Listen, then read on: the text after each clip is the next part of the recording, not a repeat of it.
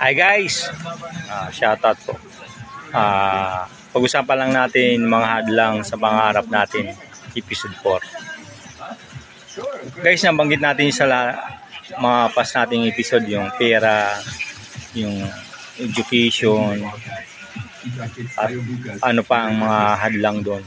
Ito naman guys, bakit di natin nakakamit o nagiging hadlang kasi either ng pamilya natin, kapatid, magulang, or kung may asawa na tayong asawa, isa yung mga hindi sumusuporta doon sa mga iniim natin na pangarap, tulad na magkaroon ka ng sariling business or gusto mo ng tayo ng sarili mong bahay kung may kakayahan na kayo, may pera. Kasi sila mismo yung umayaw or ayaw nila suportahan yung inyong pangarap, yung sarili mong pangarap.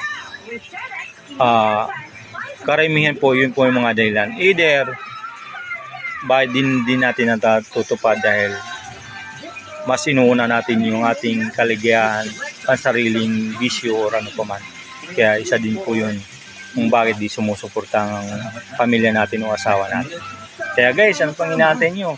Mag-follow na po, share and like ang ating video para updated ka sa ating mga tutorials o kwentuhan. Salamat!